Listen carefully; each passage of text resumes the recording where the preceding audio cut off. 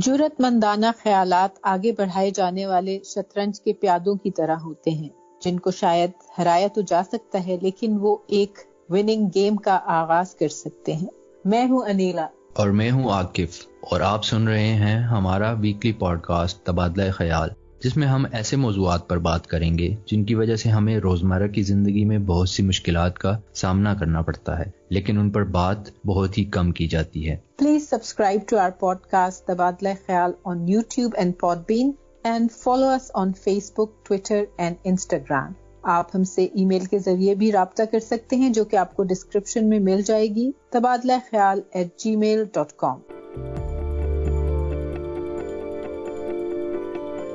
سامعین، اس pod cost میں ہم بات کریں گے فورسڈ مائیگریشنز کے اوپر۔ ایک تو جو فورسڈ مائیگریشن ہے اس کے حوالے سے تھوڑا سا بتاتا چلوں کہ آپ نے دیکھا ہوگا کہ لوگ خوشحالی کے لیے، اچھا کمانے کے لیے، بچوں کے بہتر مستقبل کے لیے ایک جگہ سے دوسری جگہ پر ہجرت کرتے ہیں یا موو کرتے ہیں۔ اس میں زیادہ تر وہ اپنی مرضی سے یا اپنے معاشی سٹیبلٹی کو دیکھ کر یہ قدم اٹھاتے ہیں، جس طرح سے میں نے کہا کہ بچوں کے روشن مستقبل کے لیے، اپنی معاشی سٹیبلٹی وغیرہ کے لیے۔ لیکن بہت دفعہ اس طرح سے ہوتا ہے کہ کچھ لوگوں کو مجبور کیا جاتا ہے کہ وہ اپنے آبائی علاقوں سے، آبائی جگہ جہاں پر وہ پیدا ہوئے ہیں، پلے بڑھے ہیں، جہاں پر وہ رہنا چاہتے ہیں، وہاں سے کسی نہ کسی وجہ سے ان کو کوئی سیاسی وجہ، کوئی مذہبی اختلاف یا کوئی اور وجہ ہوتی ہے جس کی وجہ سے ان کو مجبور کیا جاتا ہے کہ وہ دوسری جگہ پر ہجرت کریں۔ تو اس کے نتیجے میں ان کے اوپر کیا اثرات ہوتے ہیں اور کانسیکوینسز جو وہ ان کو بھگتنا پڑتے ہیں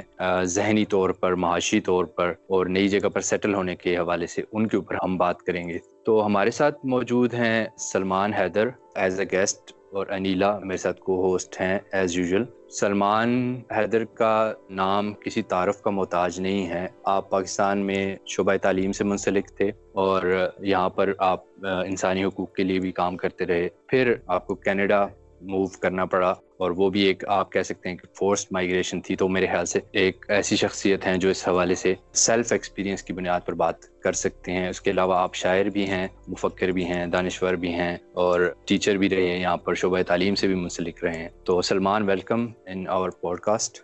بہت شکریہ عاقف، اور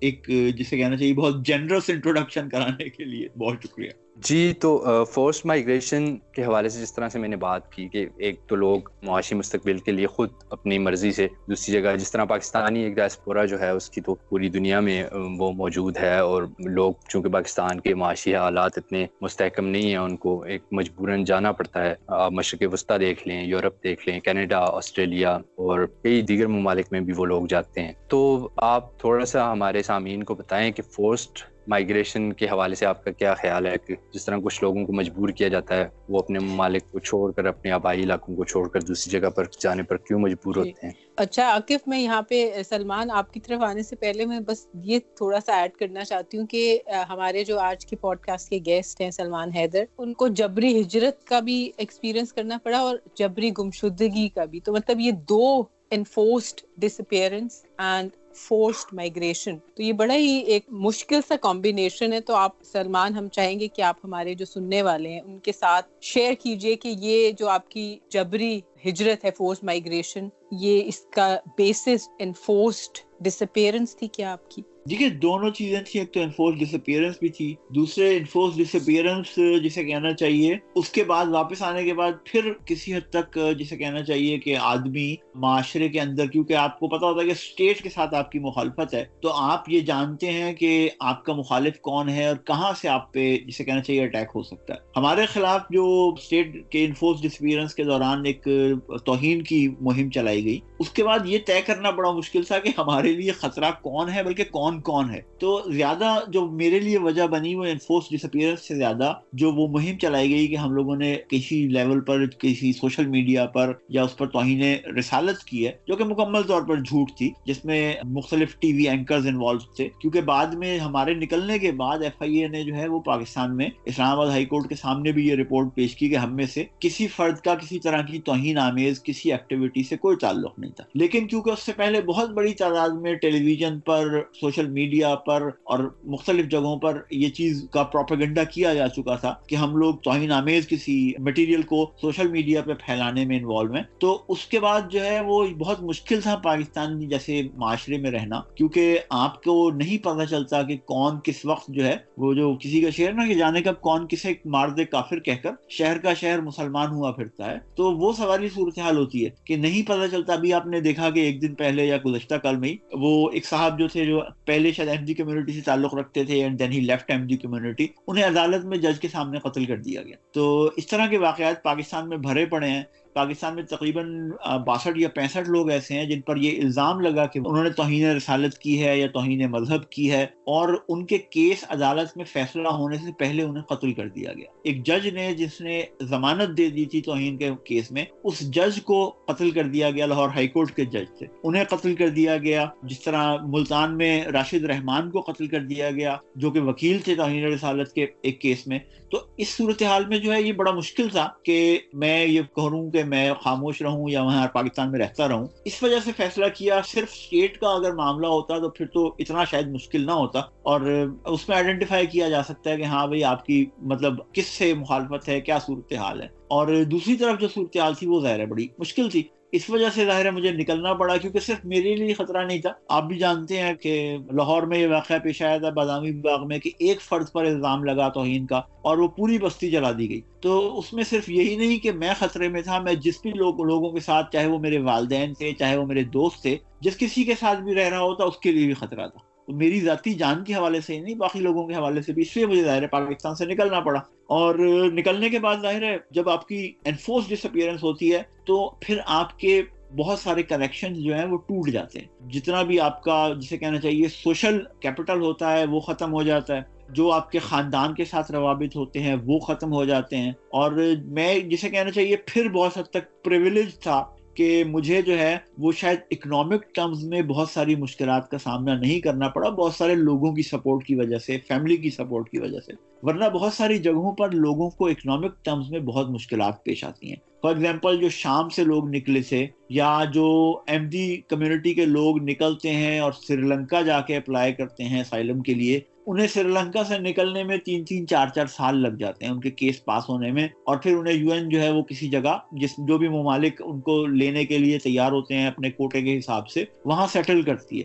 اب وہ 3-4 سال جو ہیں وہ ایسے ہوتے ہیں کہ آپ سری لنکا کے اندر لیگلی کام نہیں کر سکتے. تو وہ 3-4 سال ایک بالکل جسے کہنا چاہیے ایکسپلائٹیشن ہوتی ہے ان کی محنت کی, کیونکہ ہر بندے کو پتا ہوتا ہے کہ یہ لیگلی کام نہیں کر سکتے, لہذا انہیں منیمم لیبر جو بھی ہو اس کے مقابلے میں کم پہ کام کرنا پڑتا ہے. اور وہ پھر چھوٹے موٹے جو بھی اپنے گزارا جس طرح بھی ہو سکتا ہے اسے کرنے کی کوشش کرتے ہیں. ان کو کیونکہ وہ اسٹیٹ کے اس سے نکلے ہوتے ہیں, اسٹیٹ پرسیکیوشن کا, وہ لہذا وہ پاکستانی سفارت خانہ انہیں کوئی مدد نہیں کرتا. وہاں پہ اب گزشتہ کچھ عرصے میں ظاہر ہے سری لنکا کے اندر مسلمانوں اور بدھ کمیونٹی کے درمیان بھی کچھ اختلافات پیدا ہوئے تھے. اس صورت میں بھی جو ہے وہ بہت ساری جگہوں پہ ایم جیز کو, مسلمانوں کو, ان سب لوگوں کو جس کیس میں نکلے ہوئے تھے مختلف وجوہات کی وجہ سے, انہیں بہت ساری بیکلیش کا سامنا کرنا پڑا تھا. تو اس طرح کی بہت ساری چیزیں ہوتی ہیں جس کی وجہ سے آپ کی ایگزسٹنس نکلنے کے بعد بھی بہت طویل عرصے تک خطرے میں رہتی ہے. جو لوگ ظاہر جنگ زدہ علاقوں سے بھاگے ہوئے ہوتے ہیں ان کی صورتحال بہت مختلف ہوتی ہے. جو انڈیویجولز کیس میں میری طرح نکلے ہوئے ہوتے ہیں ان کی صورتحال ظاہر ہے مختلف ہوتی ہے.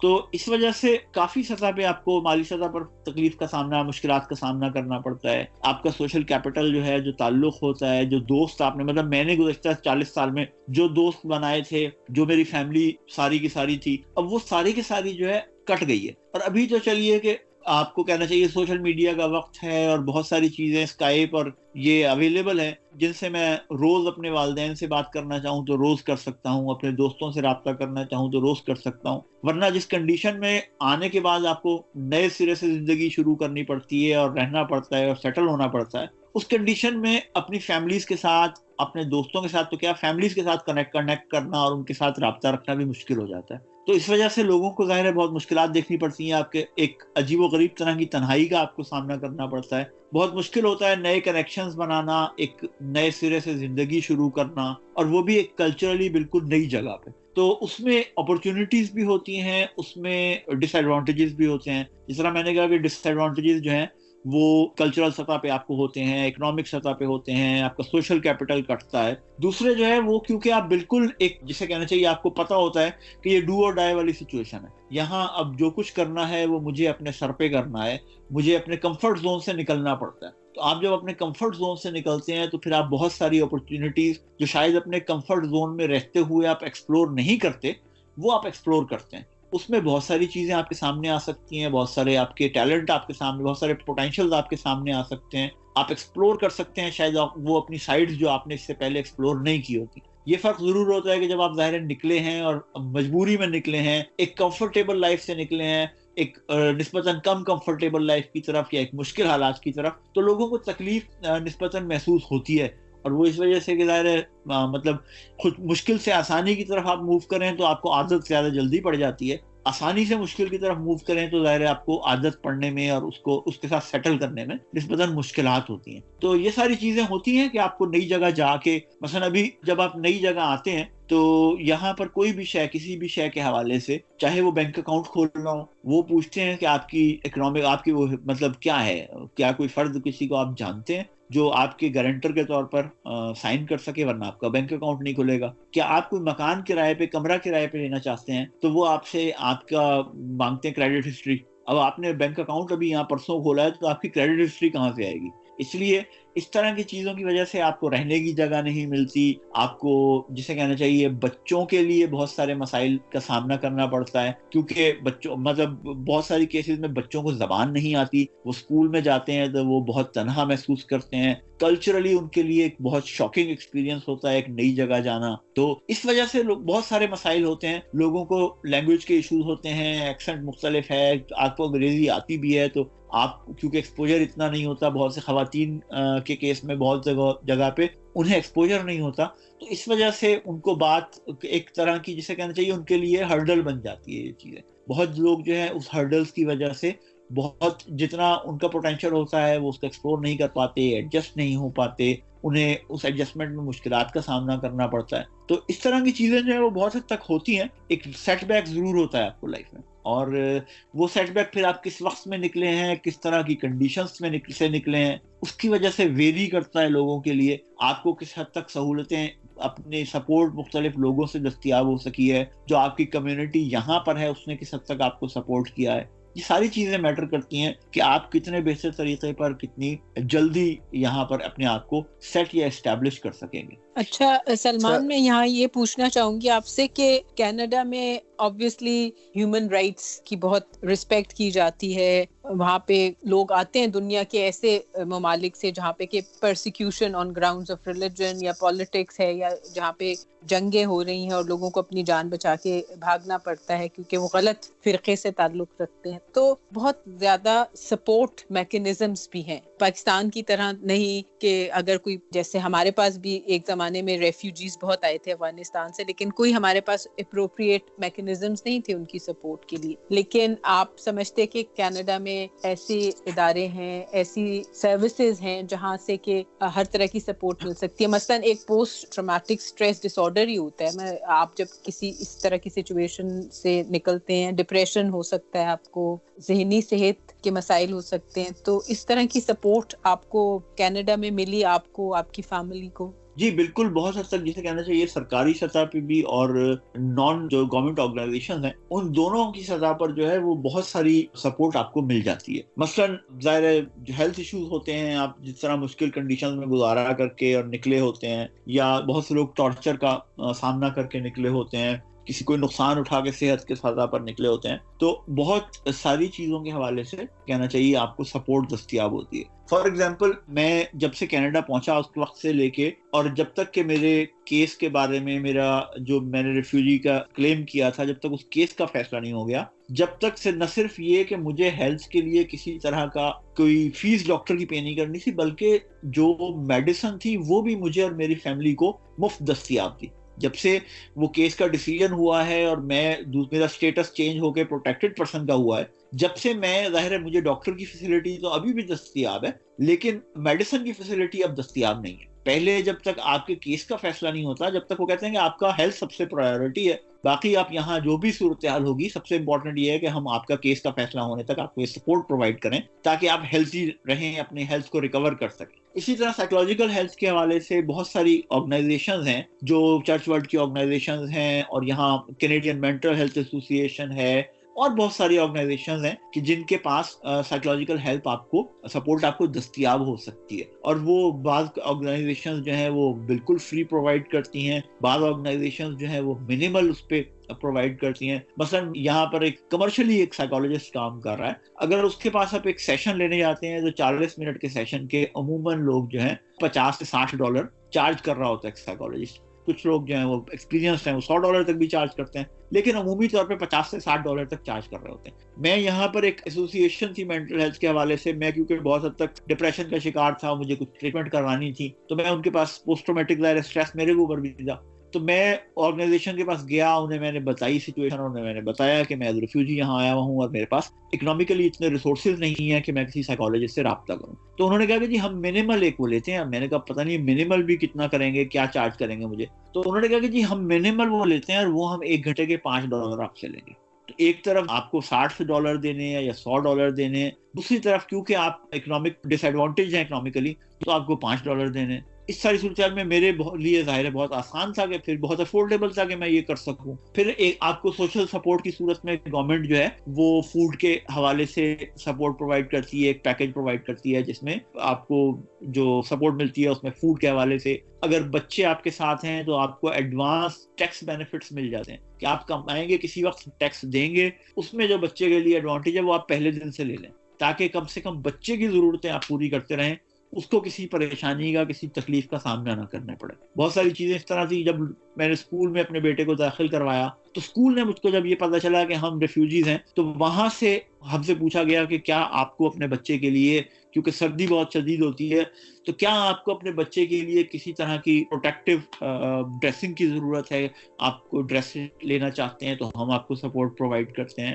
بہت ساری ایسی چیزیں ہیں کہ جس طرح کے کانسیپٹس ہیں کہ جس کا پاکستان میں ہم عام طور پر سوچ بھی نہیں سکتے، چاہے آپ ریفیوجی ہونا تو ایک طرف آپ ریگولر سٹیزن ہو تب بھی نہیں سوچ سکتے. جی بالکل، جس طرح سے سلمان کے ساتھ جو کچھ ہوا وہاں پر انہی کے ہم نام ہمارے گورنر جو تھے سلمان تاثیر، حالانکہ انہوں نے صرف سپورٹ میں بات کی تھی، خود کوئی اس طرح کا کوئی بات بھی نہیں کی تھی، اس کے باوجود ایک گورنر کے ساتھ اگر اس طرح سے ہو سکتا ہے تو ایک عام شخص کے ساتھ آپ امیجن کریں کہ کیا ہو سکتا ہے. میں یہ پوچھنا چاہ رہا تھا کہ ایک انسان جو اپنی ایک کمیونٹی میں سیٹلڈ ہے، آپ اسلام آباد میں فاطمہ جناح یونیورسٹی میں ٹیچنگ کرتے تھے، آپ ساتھ میں پی ایچ ڈی بھی کر رہے تھے میرے خیال سے، جب آپ کو یہ فورسڈ مائگریشن پر مجبور کیا گیا تو اس حوالے سے اب جس طرح سیریا میں ریفیوجیز ہیں وہ اپنا کاروبار، اپنی جو جابز ہیں اور اپنا گھر بار سب کچھ چھوڑ کر ایک نئی جگہ پر جاتے ہیں تو کیریئر کے حوالے سے ایک بہت بڑا دھچکا لگتا ہے، تو وہ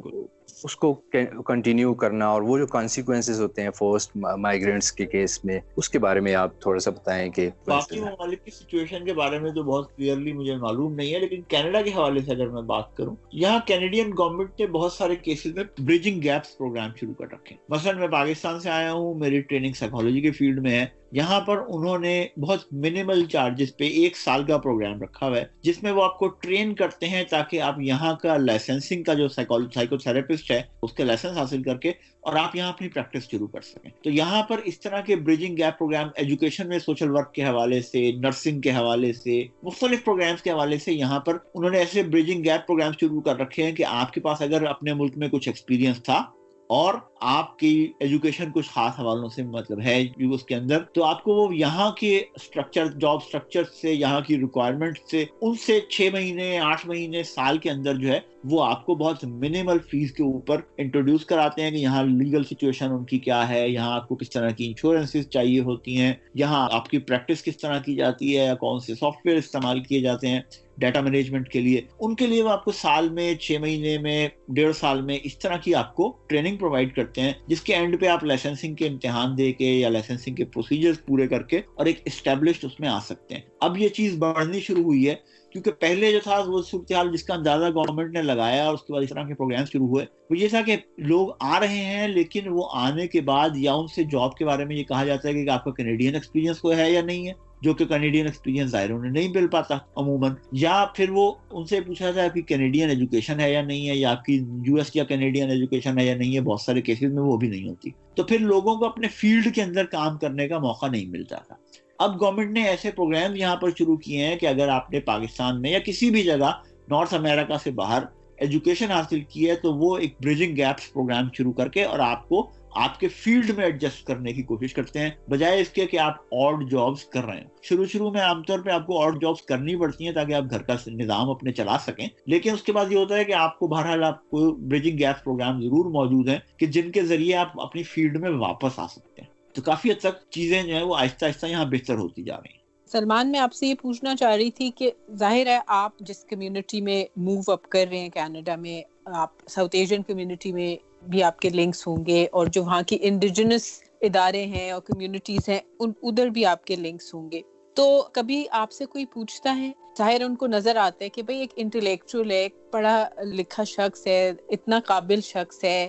ملٹی ٹیلنٹڈ ہے, ریشنل ہے, اور اس کے باوجود اس کے ساتھ اس کے ملک میں کیا ہوا, اس کو اپنی جان بچا کے بھاگنا پڑا. یعنی کہ آپ کی سٹوری میں کوئی ایسی چیز نہیں ہے جس میں کہ یہ بتایا کہ آپ کوئی تخریب کاری کر رہے ہیں یا کوئی اپنے ملک کو نقصان پہنچانے کی کوشش کرے. تو کیا لوگ پوچھتے نہیں ہیں آپ سے کہ بھائی دیکھیے کینیڈا ایک پلورلسٹک ملک ہے, ایک ملٹی فیتھ ملک ہے, ہم جو یورپ میں یا کینیڈا وغیرہ جیسے ملکوں میں رہتے ہیں ہم وہاں پہ ایک مائنورٹی ہے, فیتھ مائنورٹی, اقلیت ہے, لیکن ہمیں کتنے حقوق حاصل ہیں, اور اگر کبھی کوئی چھوٹی موٹی زیادتی بھی ہو جاتی ہے تو ہم بڑا شور وور مچا کے اپنے سب حقوق جو ہیں, ہمیں اجازت ہے, ہمیں پورا حق ہے کہ ہم آواز اٹھائیں اور عدالتوں تک جائیں اور اپنے رائٹس لیں. تو کیا لوگ آپ سے نہیں پوچھتے کہ آپ بات تو کرتے ہیں اپنے ملک میں کہ جی ہمارے ملک میں اقلیتوں کو آزادی ہے اور فریڈم آف سپیچ بھی ہے, لیکن کس طرح اپنے ہی لوگوں کو آپ کے ملک میں پرسیکیوشن فیس کرنی پڑتی ہے اور ان کو مجبور کیا جاتا ہے کہ وہ ملک چھوڑ کے جائیں. کبھی اس طرح کا کسی نے آپ سے کوئی سوال پوچھا ہے سلمان؟ دیکھیں اصل میں یہاں پر جو ہے وہ بڑی جسے کہنا چاہیے پرسنل اور پولیٹیکل کی بڑی کلیئر وہ ہے. اگر میں خود بتانا چاہوں تو اور بات ہے, ورنہ لوگ اس کو غیر مناسب چیز سمجھتے ہیں کہ وہ میرے کسی بھی تکلیف دہ آسپیکٹ کے بارے میں گفتگو کرے. ان کو معلوم ہوتا ہے کہ وہ جو بہت حد تک لوگ اویئر ہوتے ہیں کہ اس طرح کی چیز جو ہے اس کو دہرانا ایک طرح ٹراما کو زندہ کرنے کی کوشش ہوتی ہے. تو اگر میں کسی کے ساتھ, جیسے میں سائیکالوجسٹ کے پاس گیا, میں نے اس کے ساتھ شیئر کیا, اس سے ساری کہانی سنائی, یا جو میں نے کیس کیا تھا اس اسائلم کے لیے, اس کیس کی ہیئرنگ کے دوران جو ان کا بورڈ کا جو امیگریشن اور اس کے بورڈ کا ممبر تھا اس کے ساتھ میں نے سارا شیئر کیا انفارمیشن, یا جب میں بارڈر پہ آ رہا تھا تو میں نے ان کے ساتھ ساری انفارمیشن شیئر کی. مطلب جہاں لیگلی ضرورت تھی اس کے علاوہ, یا اپنی مرضی سے میں نے شیئر کی, اس کے علاوہ کوئی فرد جو ہے وہ اس طرح کی گفتگو میں عام طور پہ نہیں جاتا. کہ پاکستانی کمیونٹی میں ضرور لوگ پوچھتے ہیں کیا ہوا تھا, کیسے ہوا تھا, لیکن وہ انہیں پاکستان کے حالات معلوم ہوتے ہیں اور ان کی کیوریوسٹی جو ہوتی ہے وہ پاکستان کی اوور آل کنڈیشن کے حوالے سے نہیں ہوتی, میرے ساتھ پرسنلی کیا ہوا تھا اس کے حوالے سے ہوتی ہے. جنرلی لوگ بہت کلیئرلی آئیڈینٹیفائی کرتے ہیں کہ میری پرسنل لمٹس کیا ہیں اور پولیٹیکل گفتگو کیا ہے. تو اگر میں شیئر کرنا چاہوں کسی, جیسے ہم سپورٹ گروپس میں بیٹھے ہوئے ہوتے ہیں یا جو امیگرینٹس آتے ہیں ان کے حوالے سے جہاں کوئی سٹنگ ہوتی ہے, اس میں اگر آپ کوئی بات کر رہے ہیں یا کوئی واقعہ شیئر کر رہے ہیں تو آپ اپنی ضرور شیئر کر سکتے ہیں, اور وہ انکریج کرتے ہیں کہ ہاں آپ بولیں, اور اگر آپ کسی طرح کتھارسس کرنا چاہتے ہیں اس کا تو ضرور کریں. ادروائز سچویشن میں اگر آپ کو بتاؤں کہ سینسٹیوٹی کی حالت یہ تھی کہ جب میں بارڈر کے اوپر میں پہنچا اور میں نے اپلائی کیا ایز اے ریفیوجی, تو ایک چھوٹا سا انٹرویو میرا 30-35 منٹ کا ہوا جس میں انہوں نے ظاہر ساری ڈیٹیلز مجھ سے لیں, اور وہ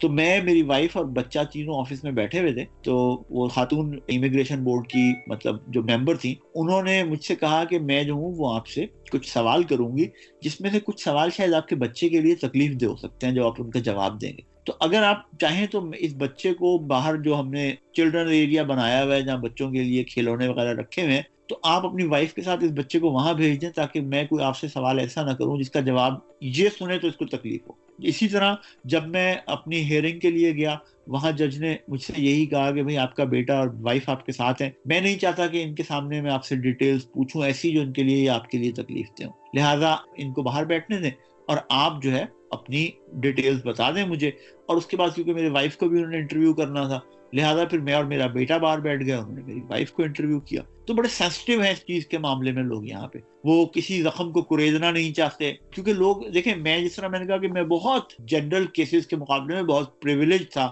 یہاں آنے کے حوالے سے. جو لوگ ایز جنگ زدہ علاقوں سے نکل کے, شام سے نکل کے اور لبنان سے نکل کے, اس طرح کی ان کی کہانیاں, ان کے جو ٹراماز ہوتے ہیں وہ اتنے تکلیف دہ ہوتے ہیں کہ اس کو دہرانا جو ہے وہ اس تکلیف کو ان کے لیے دوبارہ زندہ کرنا ہوتا ہے. تو بہت اس حوالے سے لوگ یہاں سینسٹیو ہیں اور وہ اس طرح کی چیزوں کو ٹچ نہیں کرتے. جنرلی پولیٹیکل حالات پہ ضرور لوگ گفتگو کرنا چاہتے ہیں, لیکن وہ بھی اگر آپ کسی پولیٹیکل محفل کے اندر موجود ہوں جہاں پر گفتگو پولیٹکس پہ ہو, ورنہ عام طور پر پولیٹکس کے بارے میں اوائڈ ہی کرتے ہیں. صحیح. لیکن آپ دیکھیے یہ سلمان کے آپ بالکل صحیح کہہ رہے ہیں, یہاں پہ لوگ ان باتوں کا بہت خیال رکھتے ہیں, آپ کی پرسنل سپیس کی, آپ کے ہیومن رائٹس کی بہت رسپیکٹ کی جاتی ہے. لیکن آپ نے جن لوگوں کے ساتھ اپنی سٹوری شیئر کی, جس میں کہ جج تھا, ایک امیگریشن آفیسر تھا, سائیکالوجسٹ تھا, جو کہ اس ملک کے شہری ہیں, آخر ان کے ذہن میں بھی تو کوئی بات آتی ہی ہوگی نا یہ سب کچھ سن کے کہ یہ پاکستان میں کیا ہو رہا ہے, یہ کیسا ملک ہے, یہ اپنے ہی لوگوں کو کیوں پرسیکیوٹ کر رہے ہیں. تو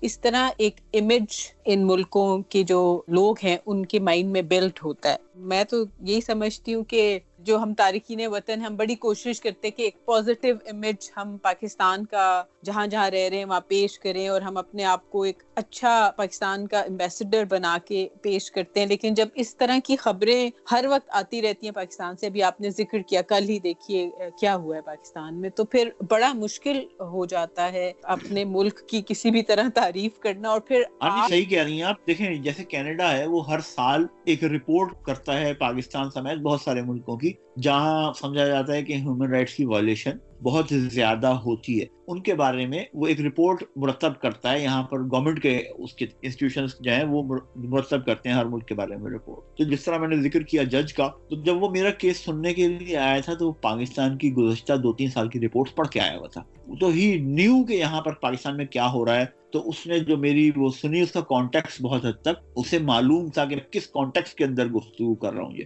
تو ظاہر ہے امیج تو اگر ہم کہیں تو بہت سارے لوگوں کو کسی نہ کسی لیول پر جانتے ہیں وہ سچویشن کو کہ کیا ہے کیا نہیں ہے. خاص طور پر جو پالیٹکس سے ریلیٹڈ ہیں یا جو جرنلسٹ ہیں, وہ تو اس سچویشن کو ساری کو سمجھتے ہیں, اور وہ آپ سے اظہار ہمدردی بھی کرتے ہیں, اور وہ یہ سمجھتے ہیں کہ ہاں گورنمنٹ کے لیول پر مسائل ہیں, اسٹیٹ کے لیول پر مسائل ہیں, وی انڈرسٹینڈ دیٹ. اور اس چیز کے اندر ظاہر ہے اس میں بہت سے انڈیویجولس کو بھی مسائل کا سامنا کرنا پڑتا ہے, جیسے تمہیں کرنا پڑا. تو یہ ساری سچویشن وہ ضرور وہ کرتے ہیں, لیکن وہی جیسے کہنا چاہیے کہ پالیٹکس جو ہے وہ اس طرح بہت, کیونکہ کامنلی ڈسکس نہیں ہوتی, تو وہ اس طرح اس پر بات نہیں ہوتی. لیکن ہاں جب آپ کسی ایسی سیٹنگز میں بیٹھے ہوئے, دوستوں کے ساتھ بیٹھے ہوئے, تو پھر یہ سوالات ضرور سامنے آتے ہیں. اور پھر مشکل یونیورسٹی کے اندر جیسے آپ کہیں بیٹھے ہوئے ہیں, تو کیونکہ یونیورسٹی ایک ایسی اسپیس ہے کہ جس کے اندر آپ ہر طرح کا معاملہ ڈسکس کرتے ہیں, وہ کسی بھی چیز سے متعلق ہو, تو بہت سے لوگ پوچھتے بھی ہیں. اور ظاہر ہے جی صورتحال میں پاکستان کا امیج مینٹین کرنا جو ہے وہ بڑا مشکل ہوتا ہے, کیونکہ لوگ جانتے ہیں اس کو آپ کتنا بھی سو کالڈ پروٹیکٹ کرنے کی کوشش کریں یا پازیٹیو امیج پیش کرنے کی کوشش کریں, تو میرے جیسے فرد کے لیے تو سب سے بڑا یہی ہوتا ہے کہ جناب اگر واقعی پاکستان کا امیج اچھا ہے تو پھر آپ کینیڈا میں کیا کر رہے ہیں. ہاں واقعی یہ تو سوال پھر بنتا ہی ہے. سلمان, بہت اچھی گفتگو رہی, اور میں آپ سے معذرت خواہ ہوں اگر اس گفتگو کی وجہ سے کوئی آپ کی ہم نے کوئی آپ کی جو ڈیفیکلٹ سچویشن ہے, کوئی آپ کو اس کو دوبارہ سے آپ کے زخم جس کو کہتے ہیں نا اردو میں تازہ کر دیے, تو اس کے لیے کیونکہ اسی لیے میں نے کالجز اور اس سے وہ لیا تھا تاکہ یہ چیزیں جو سائیکولوجیکل لیول پر ہیں انہیں جی. اچھا, تو اب آپ چونکہ آپ اتنی اچھی شاعری بھی کرتے ہیں, تو ہم آپ سے کوئی اشعار سنے بغیر تو آپ کو جانے نہیں دیں گے. تو پلیز ہمارے ساتھ اور ہمارے جو پوڈ کاسٹ کے لسنرز ہیں ان کے ساتھ اپنے کوئی شاعری جو ہے وہ ضرور ہمیں سنائیے. میں جو ہوں ایک چھوٹی سی نظم آپ کی, اس میں نثری نظم ہے, آپ کو شاید آپ دوستوں کو یقیناً معلوم ہوگا, سننے والوں میں سے کچھ جانتے ہو یا نہ جانتے ہو. ماما قدیر کے ساتھ ایک وہ تھا جسے کہنا چاہیے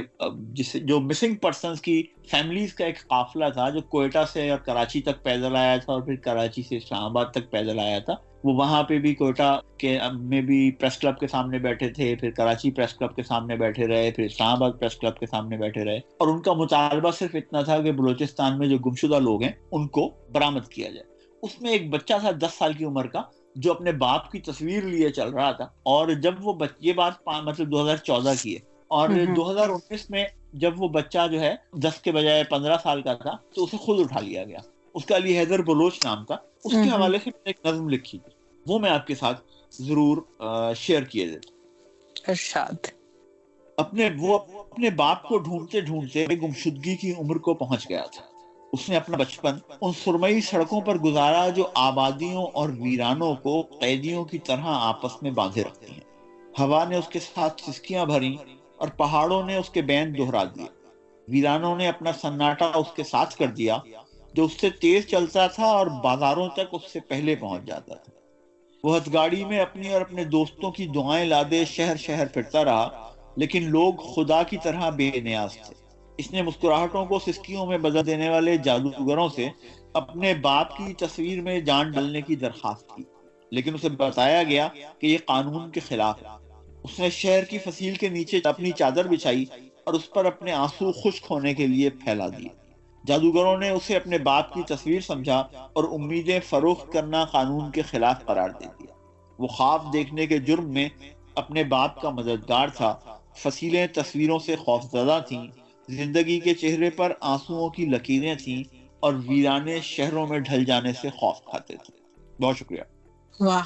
بہت شکریہ سلمان. جس طرح سے سلمان بھائی نے بات کی ہے کہ اپنے پرسنل ایکسپیرینس سے جو کچھ ہوا ان کے ساتھ، اور وہ فورسڈ مائیگرینٹس کے ساتھ جو کچھ ہوتا ہے فورسڈ مائیگریشن کے کیس میں، آپ دیکھیں ایک سائیکولوجیکل شاک، ایک ٹراما، اس کے علاوہ ایک کیریئر شاک، نئی جگہ پہ سیٹل ہونا، فیملی کے حوالے سے جتنی مشکلات کا سامنا کرنا پڑتا ہے، دوسری جگہ پر جانا پڑتا ہے، اپنا ایک سوشل کنیکشن جو ہے وہ ختم ہو جاتا ہے، فیملی کنیکشن ختم ہو جاتا ہے. تو اس بارے میں میرے خیال ہے لوگوں کو سوچنا چاہیے. وہ لوگ جو ایک بے بنیاد لوگوں پر، دوسرے لوگوں پر الزامات لگاتے ہیں بغیر کسی تحقیق کے، بغیر کسی نالج کے، سچ کو یا واقعات کو، حالات کو جانے اور سمجھے بغیر، ان لوگوں کے لیے بھی میرے خیال سے اس میں ایک سبق ہے کہ انسانی جو حقوق ہیں، آپ شور مچاتے ہیں کہ کشمیر میں ظلم و ستم ہو رہا ہے، یا فلسطین میں لوگوں کو گھروں سے بے دخل کیا جا رہا ہے، شام میں جو مشرق وسطی میں لڑائیاں وغیرہ سارا کچھ، اس کے نتیجے میں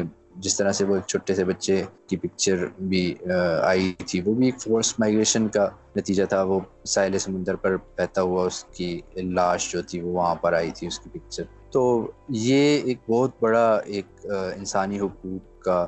کنسرن ہے، ہیومن رائٹس کا، اور اس حوالے سے حکومتوں کو اقدامات کرنے چاہیے. آپ دوسرے لوگوں کے بارے میں اس طرح سے کنسرن ہوتے ہیں بہت زیادہ، لیکن اپنے شہریوں کے ساتھ جو سلوک روا رکھتے ہیں اور اس کے نتیجے میں جو نتائج ان کو بھگتنا پڑتے ہیں، پھر ایک اوور آل جو جنرل ہیومن رائٹس کنسرن ہے اور سچویشن ہے فورس مائیگریشن کے حوالے سے، اس کے بارے میں میرے خیال سے دنیا بھر میں لوگوں کو، ہر کوئی خوش نصیب نہیں ہوتا، ہر کوئی خوش قسمت نہیں ہوتا کہ وہ ایونچولی کوئی اچھی جگہ پہ سیٹل ہو جائے یا اس کو کوئی مواقع مل جائیں. بہت سارے لوگ جو ہیں وہ، جس طرح سے آسٹریلیا آپ دیکھیں، یہاں سے لوگ جاتے ہیں، ہزارہ جو کوئٹہ میں کمیونٹی ہے ان کے ساتھ ظلم و تشدد، ان میں سے اکثر لوگ آسٹریلیا جاتے ہیں، مجبور ہوتے ہیں جانے کے لیے. وہ راستے میں ان کی لانچیں جو ہیں وہ حادثات کا شکار ہو جاتی ہیں. اس طرح سے ٹرکی وغیرہ لوگ جاتے ہیں، کنٹینرز میں ان کی ڈیتھس ہوتی ہیں. تو یہ ایک بہت بڑا ایک انسانی حقوق کا ایشو ہے، اور اس کے بارے میں جو ہے حکومتوں کو، ہیومن رائٹس کے جو ایڈوکیٹس ہیں ان کو کام کرنا چاہیے تاکہ اس طرح کے حالات پیدا نہ ہوں. بہت شکریہ سلمان ہم سے بات کرنے کا. امید ہے کہ آپ کسی اور پوڈ کاسٹ میں بھی ہمارے ساتھ شامل ہوں گے اور ہم کسی اور موضوع پہ ایک اچھی بات چیت کریں گے. ضرور ضرور. بہت شکریہ. بہت شکریہ. سامعین، اب چلتے ہیں اپنے مووی ریویو کی طرف. آج جس فلم کے بارے میں اور عاقب بات کریں گے اس فلم کا نام ہے perfume the story of a murderer. یہ 2006 کی فلم ہے، ایک ناول پر مبنی ہے جو کہ 1985 میں شائع ہوا تھا. جرمن آتھر ہیں ایک پیٹرک سسکینٹ، ان کا یہ ناول ہے. اور اس کے بارے میں آپ کو ایک انٹرسٹنگ بات بتاؤں کہ یہ ناول چھپنے کے بعد ایک انٹرنیشنل بیسٹ سیلر بنا تھا اور تقریباً 50 لینگویجز میں اس کی ٹرانسلیشن ہوئی تھی. لیکن انیشلی اس کو بے شمار پبلشرز نے ریجیکٹ کر دیا تھا اور ظاہر ہے جب انٹرنیشنل بیسٹ سیلر بن گیا یہ ناول تو پھر ہم جانتے ہیں کہ ایسی جو ناولز ہوتے ہیں ان پہ فلم میکرز جو ہیں وہ فلمز بھی بنانے کی کوشش کرتے ہیں. تو اس پہ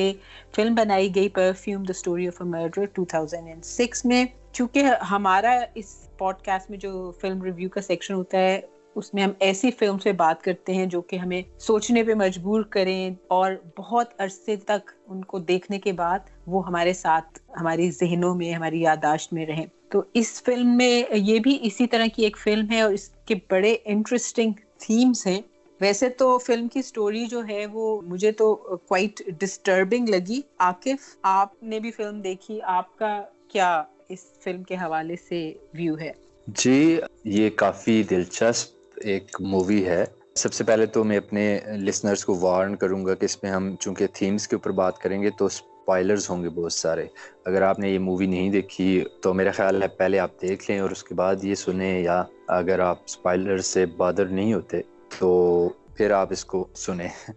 ڈسٹربنگ یہ دو لحاظ سے تھی. ایک ڈسٹربنگ تو یہ جو اس کے اندر گور ہے یا ہارر ہے جس کے اوپر مرڈر کے اوپر ہے مووی, سیریل کلر کی بات ہو رہی ہے, ایک تو وہ اسپیکٹ ہے. لیکن سیکنڈلی جو ڈسٹربنگ اس کا اسپیکٹ ہے مووی کا, وہ جو ایک ظلم ہے, ایک جبر ہے, ایک انسانیت کے خلاف جو واقعات ہوتے ہیں یا جو لوگوں کے ایکشنز ہوتے ہیں ان کے جو کانسیکوینسز ہیں وہ بہت زیادہ ڈسٹربنگ ہے. جس طرح سے آپ کوئی منٹو کا ناول پڑھ رہے ہوں یا کرشن چندر بیدی کو پڑھ رہے ہیں, قرۃ العین حیدر کو پڑھ رہے ہیں, ہمارے لوکل اگر اس میں اسپیکٹ میں آپ دیکھیں تو وہ جس طرح سے وہ ایک ڈسٹربنگ آپ کے سامنے ایک ریالٹی کو ایکسپوز کرتے ہیں, تو وہ میرے لیے دو ٹائپ کی جو ہیں ڈسٹربنگ اسپیکٹس اس کے سامنے آئے تھے. لیکن جب میں نے یہ فلم دیکھی Akif, I don't know how you felt, میں یہ سوچ رہی تھی کہ کافی میں ڈسٹرب ہوئی یہ فلم دیکھ کے, اور میں نے یہ سوچا کہ یہ ناول جس پہ یہ فلم بیسڈ ہے وہ جرمنی میں گریٹسٹ لٹریری سکسیس مانا جاتا ہے سنس ورلڈ وار 2. تو سٹارٹ بھی یہ فلم جو ہے بڑے ایک جو آپ بلڈ اینڈ گور کی بات کر رہے ہیں ایک بڑے ہی ظالمانہ قسم کے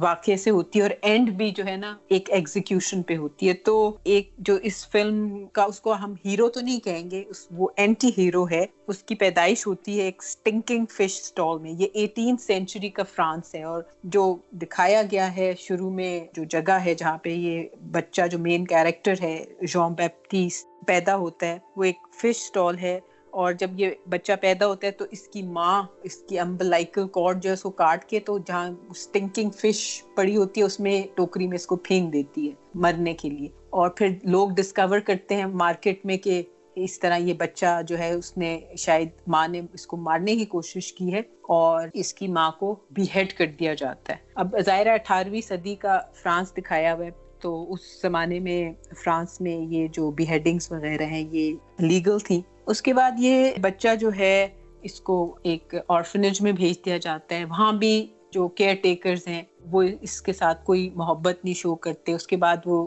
اس انتظار میں ہوتے کہ جیسے ہی بڑا ہو اس کو نکالیں آرفنیج سے. جب تھوڑا سا بڑا ہوتا ہے تو اس کو بیچ دیتے ہیں ایک ٹینری کے اونر کو. وہ بھی اس کے ساتھ کافی جیسے چائلڈ لیبر 18ویں صدی کا ہوتا ہے, اس کے ساتھ کوئی کائنڈنس نہیں شو کرتا. اس کے بعد وہ بھی اس کو نکال نہیں دیتا بلکہ یہ کسی ایرنٹ سے ایک پرفیوم میکر کے پاس جاتا ہے جس کا کہ مسٹر بالدینی ہے. وہ بہت مشہور پیرس کا پرفیوم میکر ہے اور ڈسٹن ہافمین نے وہ کردار نبھایا ہے. تو جب یہ اس کے پاس پہنچتا ہے یہ جان بیپٹیسٹ, تو اس کے پاس ایک جینیس ہے, پیتھولوجیکل جینیس ہے, جس کے پاس یہ کوالٹی ہے کہ یہ خوشبو جو ہوتی ہے سینٹ اس کو دور سے یہ سونگھ لیتا ہے. اور یہ جب پرفیومری میں جاتا ہے تو یہ اس کو کہتا ہے کہ تم یہ سینٹس مکس کرو گے تو ایک بہت خوبصورت جو ہے وہ تم فریگرنس بنا پاؤ گے. تو وہ بڑا امپریس ہوتا ہے مسٹر بالڈن جو ہے, اور وہ اس کو خرید لیتا ہے اس ٹینر سے. تو پھر سٹوری اور اس طرح آگے موو کرتی ہے. تو اگر پوری کہانی سنا دی عاقف تو شاید جو ہمارے لسنرز ہیں جب وہ فلم دیکھیں گے تو ان کو وہ جو ایک ہوتا ہے نا سرپرائز کا ایلیمنٹ وہ نکل جائے گا. تو بس آئی تھنک ہم نے شاید اپنے لسنرز کی اٹینشن کیپچر کر لی ہے اتنی کہانی سنا کے. اب تھوڑے سے اس کے تھیمز ایکسپلور کر لیتے ہیں. پھر جان بیپٹیسٹ کی اس کے بعد کیا, وہ جب پرفیومری میں کام کرتا ہے تو اس کے بعد کی کیا جرنی ہے, آئی تھنک وہ ہمارے لسنرز کو فلم دیکھ کے خود ڈسکور کرنی چاہیے. لیکن جو اس فلم کے کچھ تھیمز ہیں ان پہ ہم بات کر لیتے ہیں عاقف. جی بالکل، اس میں بہت سارے تھیمز کو ایڈریس کیا گیا ہے. اگر آپ اس کو ڈیپلی اینالائز کریں، موویز دیکھیں 2-3 قسم کی ہوتی ہیں. کچھ آپ صرف انٹرٹینمنٹ کے لیے دیکھ رہے ہوتے ہیں، لائٹ موویز ہوتی ہیں. کچھ آپ سیکھنے کے لیے دیکھ رہے ہوتے ہیں. کچھ ایسی موویز ہوتی ہیں سوشل ایشوز کے اوپر ہوتی ہیں جو کچھ امپیکٹ آپ کے اوپر چھوڑتی ہیں. آپ اس کو ایک as a simple entertaining movie کے طور پر بھی دیکھ سکتے ہیں، لیکن اگر آپ اس کو ڈیپلی اینالائز کریں تو آپ کو اس سے بہت کچھ سیکھنے کا موقع ملے گا. اس میں جو مین تھیمز میرے خیال سے جو ٹچ کیے گئے ہیں، اس میں ایک تو یہ ہے کہ چائلڈہڈ جو ٹراما ہوتا ہے، چائلڈہڈ جو ڈیولپمنٹ ہوتی ہے کسی بچے کی، وہ کتنی امپورٹنٹ ہوتی ہے اس کے اوپر بات کی گئی ہے. کہ بچپن سے ہی اگر اس کو ٹارچر اور نیگلیکٹ کیا جائے اور اس کو پوری توجہ نہ ملے تو وہ اس کی جو برین کیمسٹری ہے یا سائیکالوجی ہے اس کے اوپر کس طرح سے امپیکٹ چھوڑ سکتی ہے. سیکنڈلی، جو چائلڈ رائٹس کے علاوہ لیبر رائٹس کے اوپر آپ دیکھیں کہ جو لیبر کے ساتھ جو مظالم ہوتے ہیں، جس طرح وہ ٹینری میں بتاتے ہیں، وہاں پر کوئی بھی 5 سے 10 سال سے زیادہ سروائیو نہیں کر سکتا، کیونکہ کرومیم وغیرہ اس طرح کی چیزوں پہ کام ہو رہا ہوتا ہے. وہاں پہ ایسڈز ہوتے ہیں تو وہ ان کی سکن اور ان کینسر اور بہت ساری ایسی بیماریاں کاز کرتے ہیں. تو ان چیزوں کا خیال نہیں رکھا جاتا تھا اس ٹائم پہ. یہ تو بعد میں ہوا، لیکن ابھی بھی دیکھیں اس طرح کے حالات ہیں. تو وہ آپ ایک وہ لیبر رائٹس کے اسپیکٹ سے بھی اس کو دیکھ سکتے ہیں. پھر اس کے علاوہ جو پیشن کی بات ہے کہ ایک انہیرنٹ پیشن ہوتا ہے یا ایک ٹیلنٹ ہوتا ہے کسی انسان کے اندر، اگر اس کو کنسسٹنٹلی پرسو کیا جائے، اس کے پیچھے لگا جائے، تو وہ ایونچولی آپ بہت کامیاب، سکسیزفل، ایک کریٹیو آپ کی ایفرٹ سامنے آتی ہے. وہ ایک تھیم اس کا ہے. اور پھر سب سے امپورٹنٹ تھیم یہ ہے کہ آپ کو یہ مووی یہ سوچنے پر مجبور کرتی ہے کہ جو ایول ہے اس کی نیچر کیا ہے. اگر آپ اس مووی کو دیکھیں تو یہ ایک شخص ہے جو کہ مرڈرر ہے، جو 7-8 بندوں کا قتل کرتا ہے، لیکن پھر بھی مووی کے اینڈ تک آپ کو اس کے ساتھ ایک قسم کی سمپتھی، ہمدردی پیدا ہوتی ہے. تو وہ کیوں ہوتی ہے اگر اس پہ آپ غور کریں تو یہی سارے عناصر پیچھے کام کر رہے ہوتے ہیں کہ وہ شروع سے آپ چونکہ اس کی لائف سے فیملیئر ہو جاتے ہیں تو وہ ایک آپ کے اندر ایک سمپتھی کا جذبہ جو ہے وہ پیدا ہو جاتا ہے. اور وہ لوگ جو اس کے وکٹمز ہیں یا وہ لوگ جو اس کے ساتھ مظالم کرتے تھے، اگرچہ وہ نارمل ہیومن بینگز انہوں نے کیریکٹرز جو ہیں وہ پریزنٹ کیے ہیں، لیکن ان کے ساتھ آپ اس طرح سے سمپتھی نہیں کر پاتے جس طرح سے آپ اس کے ساتھ کرتے ہیں. بالکل عاقف، اور بھی اس کے بے شمار تھیمز ہیں. اب ظاہر ہے اس پوڈ کاسٹ میں ہم سارے تھیمز نہیں ایکسپلور کر سکتے. ہم تھوڑا سا بات کر کے اس فلم کے حوالے سے چاہیں گے کہ ہمارے لسنرز میں انف کریوسٹی پیدا ہو جائے اور وہ یہ فلم دیکھیں اور تمام تھیمز ایکسپلور کریں. تو اس کے تھیمز جو ہیں وہ alienation and hatred for humanity, اور ایک بہت بڑا تھیم ہے اس کا آئیڈینٹی، بیکاز یہ جو جان بیپٹسٹ ہے he doesn't have a scent. جیسے ہیومن باڈی کا سینٹ ہوتا ہے نا، تو یہ اس کو یہ ریئلائز کرتا ہے کہ اس کی باڈی میں کوئی سینٹ نہیں ہے، اور یہ چیز جو ہے یہ ہماری آئیڈینٹی کے ساتھ بہت لنکڈ ہے. تو obviously جب کسی انسان کی باڈی میں سینٹ نہیں ہے، اس کا باڈی سینٹ نہیں ہے، تو اس کی کوئی آئیڈینٹی نہیں ہے، اور اسی لیے وہ سمجھتا ہے کہ شاید لوگ جو ہیں اس کو پسند نہیں کرتے، اس سے کوئی محبت نہیں کر سکتا. اور اس کے مائنڈ میں یہ بات آتی ہے کہ یہ سینٹ ہونا جو ہے بہت ضروری ہے اگر آپ چاہتے ہیں کہ معاشرہ، سوسائٹی آپ کو ایکسیپٹ کرے. تو وہ اپنی یہ جو ایکسٹراڈنری سینس آف اسمیل ہے اور اس سے وہ فکسیٹڈ ہو جاتا ہے اس آئیڈیا کے ساتھ کہ he wants to capture the perfect smell، اور اس طرح وہ پرفیکٹ اسمیل کو کیپچر کرنے کے لیے ایک سیریل کلر بن جاتا ہے، اور وہ ینگ ویمن کو مار کے ان کی باڈی کا سینٹ جو ہے وہ چھوٹی چھوٹی باٹلز میں سیو کرنا شروع کر دیتا ہے، اس امید کے ساتھ کہ جب اس کے پاس 12 ڈفرنٹ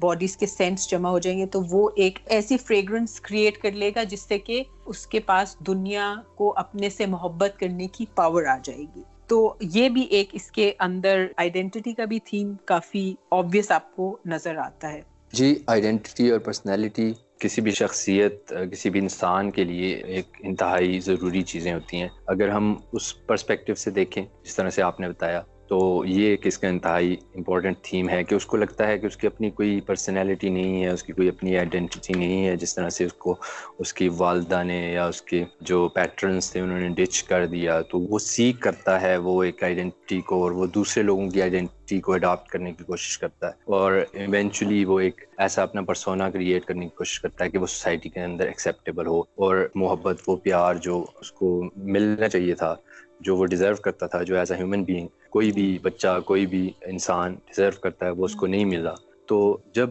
وہ چیزیں آپ کسی سے چھیننے کی کوشش کرتے ہیں, نیچرل چیزیں, تو اس کے کیا کانسیکوینسز ہو سکتے ہیں. یہ ناول تو بہت پہلے لکھا گیا تھا, لیکن ان چیزوں کو آپ دیکھیں کہ اس کی جو انسائٹ ہے آتھر کی, پیٹرک سسکن کی, وہ کتنی زیادہ تھی. وہ جو لٹریچر اس ٹائم پر اگر آپ دیکھیں, رومانٹسزم کو بھی دیکھیں, انلائٹنمنٹ کی لٹریچر کو بھی دیکھیں, تو اس کے ہی تناظر یا لیگیسی میں جو لٹریچر آیا اس میں یہ چیزیں لوگوں نے ناولز کے ذریعے, حکایات, سٹوریز کے ذریعے ہیومن ایموشنز, فیلنگز کی امپورٹنس کو اجاگر کرنے کے لیے انہوں نے یہ لکھی اور پھر ان کے اوپر کام ہوا اور ایونچولی ہمارے پاس ایک موریلٹی کا ایک نیا جو ہے وہ ایک نئی شیپ ہمارے سامنے آئی ہے. اسی طرح سے آپ دیکھیں کیپٹل پنشمنٹ کے حوالے سے کہ آپ ایک مرڈرر ہے, اس کے ساتھ آپ کی سمپتھی کریٹ ہو رہی ہے اور آپ نہیں چاہتے کہ وہ اس کو اس طرح کی سزا ہو. تو یہ ایک بہت ڈیپ جو انسانی ایموشنز, فیلنگز اور سوسائٹی کے ساتھ جو ہمارا انٹر لنک ہوتا ہے اس کو ایکسپلور کیا گیا ہے اس میں. تو میرے خیال سے یہ ایک انتہائی, اگر کوئی بندہ ایمپتھی اور ہیومینٹی کے جو کانسیپٹ ہے اس کو انڈرسٹینڈ کرنے کی کوشش کرے تو یہ بہت اچھی مووی ہے اس کے لیے. بالکل, اور بہت سارا اس میں سمبلزم بھی ہے. دیکھیں کچھ فلمز ہوتی ہیں وہ ہر چیز آبویس ہوتی ہے, لیکن سم ٹائمز ہم دیکھنا چاہتے ہیں اس طرح کی موویز بھی جن میں کہ سمبلزم ہو, ہر چیز آپ کو ایک دم سے آبویس نہ نظر آ رہی ہو. تو اس فلم میں بہت ساری جو ہمارے معاشرے میں تضادات ہوتے ہیں عاقف, ان کو ہائی لائٹ کیا گیا ہے, جیسے کہ being gifted and being normal, being accepted and being an outcast, you know, یہ سب کچھ ہمارے معاشرے میں ہوتا ہے نا. مطلب کسی کو ہم آؤٹ کاسٹ بنا دیتے ہیں, کسی کو ہم باہیں کھول کر ایکسیپٹ کر لیتے ہیں. پھر اس میں سمبلزم, یہ جو تضادات میں کہہ رہی ہوں, اس میں اور کن تضادات کا ذکر کیا گیا ہے. پیشن اور میڈیوکریٹی, اس کے ساتھ ساتھ سپرفیشل تھنگز اینڈ آتھینٹسٹی, اور کانشیس اور سب کانشیس, یہ بھی دو تضادات ہیں. تو یہ جب ہمارے لسنرز دیکھیں گے تو ایگزیکٹلی سمجھ جائیں گے کہ جو ہم تضادات کی بات کر رہے ہیں وہ فلم میں ان کو کس طرح ہائی لائٹ کیا گیا, کس طرح دکھایا گیا. لیکن آپ جو آئیڈینٹی کی بات کر رہے تھے عاقف, اور کیپٹل پنشمنٹ کی, اور بچوں کے ساتھ جو مظالم ہوتے تھے اور اس سے ان کی پرسنالٹی پہ امپیکٹ, تو جو مین کیریکٹر ہے اس کا جان بیپٹیسٹ, وہ کریٹ تو کر لیتا ہے یہ آئیڈیل پرفیوم, جس سے کہ اس کو وہ پاور بھی مل جاتی ہے, جو کہ وہ آئیڈینٹی ہے. چونکہ اس کا اپنا باڈی سینٹ نہیں ہوتا تو وہ آئیڈینٹی نہیں ہوتی, اور وہ اس کو کریو کرتا ہے ساری زندگی کہ اس کی بھی اپنی کوئی آئیڈینٹی ہو. اور اس کا جو یہ پیشن ہے to create this ideal perfume, یہ اسٹیم کہاں سے کرتا ہے؟ اس کی خواہش ہے کہ اس کو اٹینشن اور افیکشن ملے لوگوں کی, جو اس کو کبھی ساری پیدائش سے لے کر اس سٹیج تک اس کو نہیں ملی ہوتی. تو پھر وہ ان کو یہ پرفیوم بنا کر لوگوں کو کمپیل کرتا ہے کہ وہ اس سے محبت کریں اس پرفیوم کے اسپیل کے اندر. وہ جو لاسٹ سین ہے جہاں پہ کہ اس کو سزائے موت ہو جاتی ہے, اور پورا جو شہر ہے وہ جمع ہے, اس شہر کے جو ججز ہیں اور جو بڑے بڑے عمرہ وزراء ہیں سب جمع ہیں, اور وہ جب وہاں پہ وہ پرفیوم پھینکتا ہے تو ایون دا بشپ وہ بھی اپنی نیز پہ آ جاتا ہے, اور سب کو جان بیپٹیسٹ سے جو ہے محبت ہو جاتی ہے, اس کی ایگزیکیوشن کو ختم کر دیا جاتا ہے. تو اس وقت جان بیپٹیسٹ کو جب وہ اپنا یہ اچیو کر لیتا ہے تو اس کو ریئلائز ہوتی ہے کہ یہ جو اس کی آئیڈینٹی کی خواہش تھی جو کہ اس میجک پرفیوم نے پوری کر دی, یہ سب ایک ایلوژن تھا. اور یہ اس کا جو پیشن تھا یہ پرفیوم کریٹ کرنے کا, it was rather hate than love that drove him to, you know, become a genius of perfuming. تو یہ جب اس کو ریئلائزیشن ہوتی ہے تو وہ واپس اسی جگہ چلا جاتا ہے, ان سلمز میں, ان پیریزین سلمز میں جہاں وہ پیدا ہوا ہوتا ہے, اور وہاں جا کے وہ اپنی جو لائف اس کو خود ختم کرتا ہے. وہ پرفیوم اپنے اوپر چھڑک لیتا ہے, اور اس کے بعد کیا ہوتا ہے, وہ کیسے ختم ہوتا ہے, آئی تھنک یہ ہمارے لسنرز کو فلم دیکھ کے معلوم کرنا چاہیے. جی, سب سے امپورٹنٹ بات یہ ہے کہ ایک سوشل ایکسیپٹنس جو ہے, سوشل جو سٹینڈرڈز ہیں, سوشل ایکسپیکٹیشنز ہیں ایک انسان سے, وہ کتنی فریجائل ہوتی ہیں, وہ کتنی آرٹیفیشل ہوتی ہیں. اس میں یہ نہیں دیکھا جاتا کہ ایک انسان کی اپنی شناخت کیا ہے, اپنی آئیڈینٹی کیا ہے, اور اس کا اپنا ایک سائیکولوجیکل میک اپ کیا ہے. اگر آپ ایک انسان کو آپ اس کی ہسٹری سے، اس کی لائف ہے اس سے سیپریٹ کر کے، آپ اس کی سائیکالوجی سے، اس کی سائیکولوجیکل میک اپ سے اس کو الگ کر کے اگر آپ اس کو دیکھیں گے as a murderer for example, جس طرح اس مووی میں دکھایا گیا، تو آپ فلی ایز اے ہیومن جو آپ کی رسپانسبلٹی ہے وہ پوری نہیں کر سکتے. تو اس میں یہ میرے خیال سے ایک انتہائی امپورٹنٹ چیز جو تھیم ٹچ کیا گیا ہے کہ کوئی بھی انسان، کسی بھی انسان کو آپ اس کی فیس ویلیو پر جج نہ کریں، بلکہ اس کی جو سرکمسٹانسز ہیں، اس کی ہسٹری ہے، اس کا سائیکولوجیکل میک اپ ہے، اس کی جو سائیکولوجیکل ایشوز ہیں، پرابلمز ہیں، ٹراما جو اس نے فیس کیا ہے، یہ ساری چیزوں کو آپ ساتھ میں رکھ کر تبھی آپ ایک پرفیکٹ جو ہے، وہ پرفیکٹ تو خیر پھر بھی نہیں، لیکن ایک ایمپتھی کریٹ کر سکتے ہیں کسی انسان کے لیے. تو سنی سنائی باتوں پر یقین نہ کریں. کسی نے کہہ دیا کہ فلاں بندہ اس طرح کا ہے اور یہ قاتل ہے، اور یا اس نے کوئی بات کر دی ہے، تو بس سارے کے سارے جو ہیں وہ ایک ہجوم آ کے اس کے اوپر پل پڑا ہے. موب لنچنگ اور موب جسٹس والا ایک جو پریویلنٹ ہے، یہ تو 18ویں صدی کی وہاں پر بات ہو رہی ہے، لیکن ہمارے یہاں یہ ابھی بھی پایا جاتا ہے. جس طرح آپ دیکھیں مشال کے ساتھ جو ہوا، اور یہاں پہ جنید حفیظ اور بہت سارے اس طرح سے بہت سارے اور لوگ ہیں جن کو آپ نے ان کی پوری لائف، ان کی آئیڈینٹی ان سے چھین لی. آپ نے ان کی پوری ہسٹری جو ہے، ان کی لائف ہسٹری، اس کو سیپریٹ کر کے ایک انسیڈنٹ کی بیس کے اوپر آپ ان کو جج کر رہے ہیں اور ان کے اوپر وہ قتل لگا رہے ہیں. اگر آپ یہ مووی دیکھیں تو آپ دیکھ سکتے ہیں کہ جب آپ اس کی پوری لائف سے فیملیئر ہو جاتے ہیں تو ایک مرڈرر کے لیے بھی آپ دل میں ایک ایمپتھی اور سمپتھی کا جذبہ پیدا ہو سکتا ہے. ایسا ہی عاقف. تو میرا خیال ہے یہاں اب ہم اپنے سامعین سے اجازت لیں. جاتے آتے یہ ضرور کہوں گی کہ آپ اگر یہ فلم دیکھیں perfume the story of a murderer, تو اپنے تاثرات ہم سے ضرور شیئر کیجیے گا. ہمارا پوڈ کاسٹ آپ یوٹیوب پہ بھی سن سکتے ہیں، اس کے علاوہ پوڈ بین. اور عاقف اور کہاں سنا جا سکتا ہے ہمارا پوڈ کاسٹ؟ جی گوگل پوڈ کاسٹ ہیں، ایپل پوڈ کاسٹ پہ آپ اس کو سبسکرائب کر سکتے ہیں، پوڈ بین پہ آپ سبسکرائب کر سکتے ہیں، یوٹیوب، فیس بک پہ ہم اس کی ویڈیوز اپلوڈ کرتے ہیں. آپ ہمیں ٹویٹر پہ، انسٹاگرام پر فالو کر سکتے ہیں. اس کے علاوہ ہماری ویب سائٹ ہے جہاں پر آپ کو یہ سارے ریسورسز اور ڈسکرپشن اور سارا کچھ مل جائے گا، www.تبادلۂخیال.com.